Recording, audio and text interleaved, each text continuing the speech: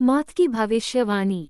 मौत एक ऐसी मंजिल है जहां पहुंचकर सारे गिले शिकवे मिट जाते हैं। ये दास्तान दो दोस्तों के बीच दुश्मनी की है जहां मौत की भविष्यवाणी का डर जबरदस्त बदलाव लाता है। जय और वीर दोनों के बीच बचपन से ही गहरी दोस्ती थी। दोनों की दोस्ती व्यापारिक साझेदारी तक पहुंच चुकी थी।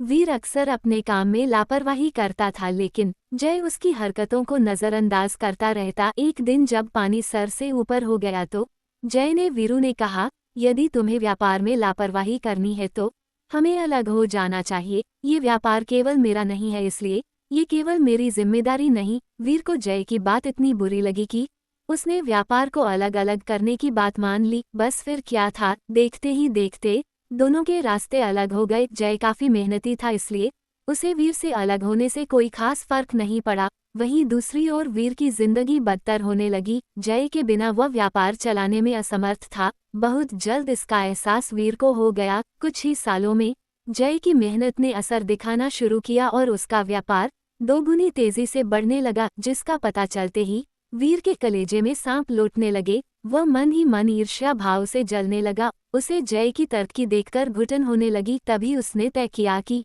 वह अपने दोस्त को जान से मार देगा। वीर अपने दिल में प्रतिशोध की आग जलाकर जैसे ही जय की कंपनी में पहुंचा तो उसे पता चला कि जय कहीं बाहर गया है। उसी कंपनी में वीर की नज़र एक बुजुर्ग मुलाजिम पर पड़ी जो शुरुआती दौर से ही कंपनी में कार्य कर रहे थे, लेकिन व्यापारिक बंटवारे के दौरान उन्होंने जय के साथ काम करना सही समझा। वीर उनके पास पहुंचकर धमकी भरे अंदाज में जय को मारने की बात कहता है। वीर की बात सुनकर बुजुर्ग कर्मचारी हंसने लगते हैं। उन्हें हंसते देख वीर को ताज्जुब होता है। वो उनके हंसने की वजह पूछता है।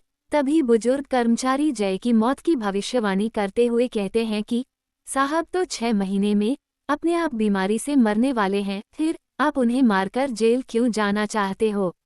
कर्मचारी की बात सुनते ही वीर के पैरों तले जमीन खिसक गई। उसे अपने फैसले से घृणा होने लगी। उसे यकीन ही नहीं हुआ कि उसका दोस्त इतनी जल्दी दुनिया से चला जाएगा। जय की मौत की खबर ने वीर का गुस्सा शांत कर दिया था। वो अपनी नम आंखों से बुजुर्ग व्यक्ति से हाथ जोड़कर माफी मांगते हुए कहता है कि जय को मेरे बारे में मत बताना, उसे दुख होगा। और इतना कहते ही वीर वहां से वापस आ जाता है।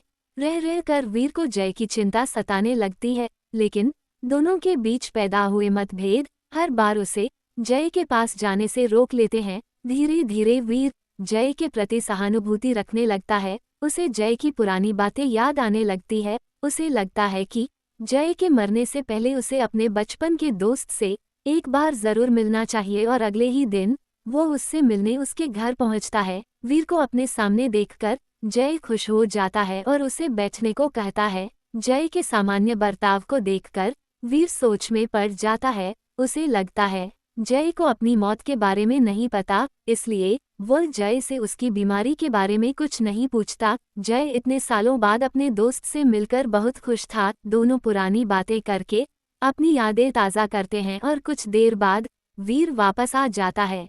जय से मिलकर वीर को बहुत अच्छा लगता है।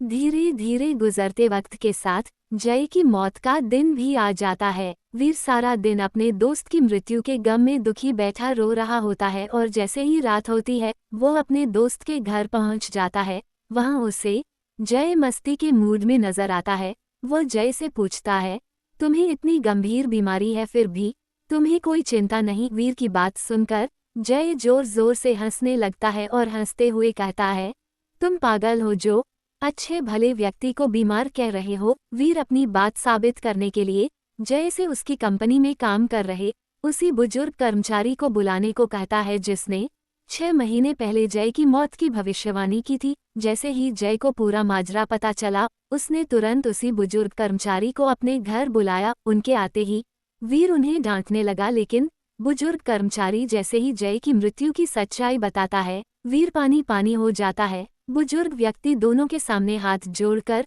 विनम्रता से कहता है कि मेरे द्वारा की गई मौत की भविष्यवाणी झूठी थी। दरअसल उस दिन वीर का गुस्सा देखकर कर्मचारी ने दोनों की दुश्मनी खत्म करने के लिए झूठ बोला, जिसका असर यह हुआ कि दोनों की नफरत फिर से दोस्ती में बदल गई है और आज दोनों साथ खड़े हैं। जय और वीर बुजुर्ग व्यक्ति की समझदारी की तारीफ करते हुए उन्हें गले लगा लेते हैं। बुजुर्ग व्यक्ति की समझदारी ने दोनों के बीच नफरत के जहर को खत्म कर दिया था और इसी के साथ मित्रता की कहानी खत्म हो जाती है।